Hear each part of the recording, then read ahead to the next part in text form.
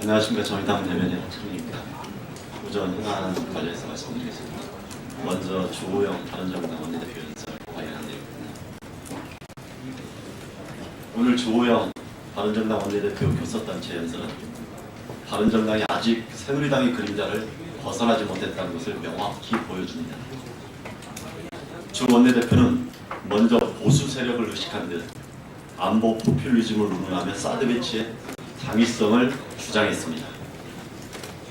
사드는 배치 예정 지역 주민들의 격한 반대와 실효성이 입증되지 않아 국가를 갈등의 과정으로 만든 사안입니다. 더구나 중국의 한한령으로 대중국 의존도가 높은 우리나라 경제에 막대한 타격이 예상되며 이미 곳곳에서 그 파탄이 드러나고 있는 상황입니다. 이런 중차대한 사안을 국민의 동의도 없이 박근혜 정권이 멋대로 몰아붙인 사드 배치 결정을 바른정당은 옹호하고 있는 것입니다.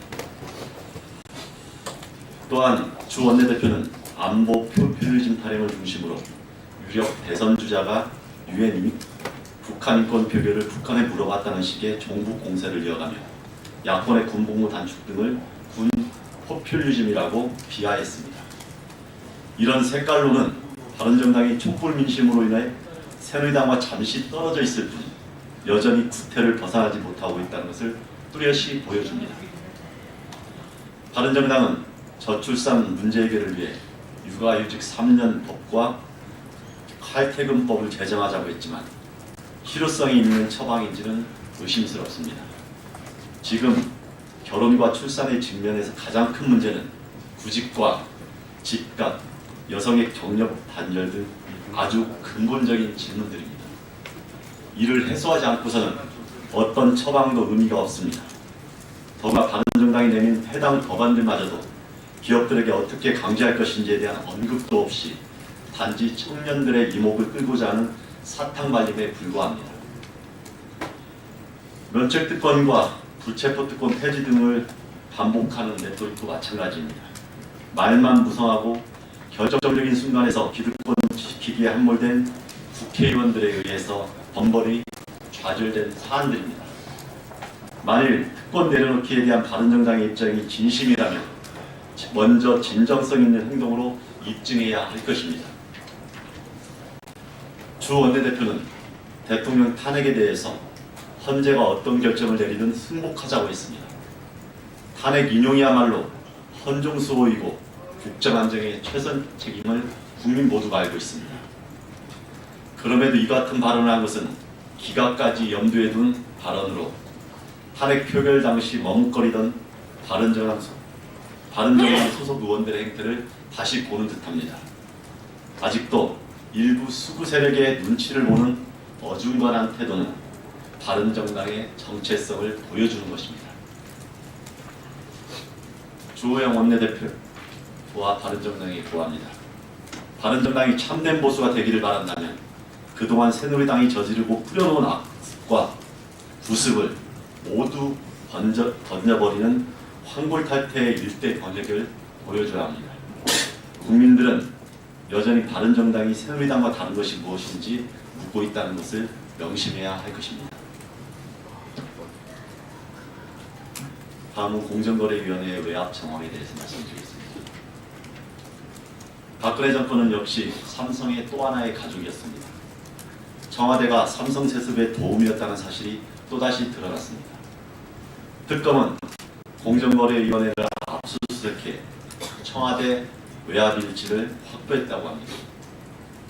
외압일지에는 공정위가 삼성물산 제일모직 합병을 조사하려고 하자 청와대가 무마하려고 한 내용이 담겨져 있습니다.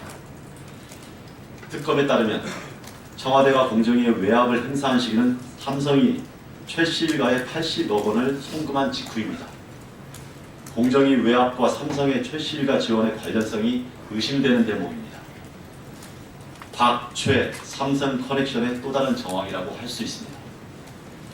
이외에도 여러 정부 부처에서 삼성 합병을 직간접으로 도왔으며 청와대가 범죄 루트를 지원하고 컨트롤 타워 역할을 했다는 정황이 확인되고 있습니다. 공정위가 추진 중인 중간금융지주회사법도 이재용 부회장의 경영권 승계를 위한 삼성특별법이란 지적도 마찬가지입니다. 이처럼 시간이 갈수록 박근혜 정권과 삼성의 부당거래는 확실해지고 있습니다. 박 대통령의 부인과 삼성의 피해자 코스프레에도 불구하고 박근혜 대통령의 뇌물죄 적용과 이재용 부회장 구속 수사는 시간 문제라 할 수 있습니다. 아무리 발버둥 쳐도 권력과 돈을 맞바꾼 정경유착의 추악한 실체는 숨길 수가 없는 법입니다.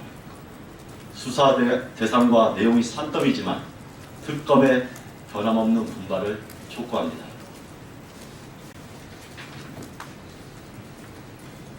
다음은 정경련의 비정상적인 운영에 대해서 말씀드리겠습니다. 박근혜 최순실 국정농단 사태로 정경련의 비정상적이고 불투명한 운영 방식이 만천하에 드러나고 있습니다. 정경련은 박근혜 정부 출범 직후부터 지금까지 이른바 사회협력기금이라는 명목으로 우익단체를 지원했을 뿐만 아니라 사용처를 알 수 없도록 현금을 인출해서 3억 여원에 이르는 돈을 썼다고 알려지고 있습니다. 이 돈으로 정관계 로비를 자행해온 것 아니냐는 의혹까지 불거지고 있습니다. 그동안 정경련은 재벌의 청구업자 역할을 하며 정경유착의 검은고리 역할을 해왔습니다. 점점 드러나는 박 정권과 정경련의 은밀한 거래로 국민들은 정경련의 존재 이유를 더욱 강하게 묻고 있는 상황입니다. 어제 삼성전자는 정경련을 공식 탈퇴했습니다. 내일까지 삼성의 전 계열사가 줄줄이 탈퇴한다고 하는 바 있습니다. 이번 박근혜 삼성 게이트가 드러나자 생존모색을 위한 삼성의 행동입니다. 이처럼 삼성도 자기 살자고 버림마당에 정경련은 더 이상 지금의 형태를 유지하기 힘들 것입니다. 그러나 그것으로 끝나서는 안 됩니다. 정경련은 반드시 해체되어야 하며 불법과 비리에 연루된 것에 대해서 철저히 수사 후 일벌백계 해야 할 것입니다. 구제역 관련 내용입니다. 조류 인플루엔자의 악몽이 끝나기도 전에 이번엔 구제역입니다. 어제 충북 젖소농장에서 구제역이 확진된 데 이어 여러 의심 사례가 나오고 있습니다. 그렇지 않아도 어려운 국내 축산 농가 사정이 더욱더 악화될지 걱정입니다. 방역당국은 2010년 구제역 파동 이후 백신을 의무화했기 때문에 큰 피해는 없을 것이라고 자신했지만 정부 발표를 온전히 믿는 국민들은 별로 없습니다. AI와 구제역이 연례 행사처럼 된 것은 우리 방역망에 큰 문제가 있다는 것을 국민들이 알고 있기 때문입니다. 실제로 농가에서는 금액이나 생산량 문제로 백신을 처치하지 않은 곳이 많다고 합니다. 이에 대한 대책 없이 정부는 무책임한 탁상공론에만 치우쳐 있는 것입니다. 이러한 방역체계의 큰 구멍을 이제는 중단해야 할 것입니다. 지금 가장 중요한 것은 골든타임을 지켜내는 것입니다. 숱하게 겪었던 초동대응 실패를 계속 반복해서는 안 됩니다. 방역당국은 일시 이동중지 명령에 그치지 않고 상황을 기민하게 살피며 추가 조치를 준비해야 할 것입니다. 적절한 대처만이 농가 피해를 최소화할 수 있다는 것을 이번에는 놓치지 않길 바랍니다. 아울러 문제를 해결한 뒤에는 일상적인 방역 역량을 확대하는 근본적인 문제의 접근도 반드시 필요하다는 것을 강조드립니다. 마지막으로 박근혜 대통령 탈당 범위란 새누리당 모습에 대해서 말씀드리겠습니다. 새누리당이 박근혜 대통령에게 자진 탈당을 건의했다고 합니다. 결국 임명진 비대위 쇼에 의존하던 새누리당이 결자 해진을커녕 대통령에게 손을 놔달라고 읍소하는 모습입니다. 국민들은 박 대통령이 새누리당을 탈당하든 하지 않든 별반 관심이 없습니다. 국민들의 유일한 관심은 박근혜 대통령의 탄핵과 법적 처벌입니다. 새누리당은 더 이상 착각하지 말아야 합니다. 국민들은 새누리당이 청와대에 국회 친위대라는 사실을 알고 있으며 이번 헌정유리 사태에서 보인 온갖 파렴치한 행동도 똑똑히 기억하고 있습니다. 새누리당은 더 이상 비겁한 행동을 중단하고 박근혜 대통령과 함께 겸허히 역사의 심판을 기다리길 바랍니다. 이상입니다. 저희 12시 40분쯤에 해줘.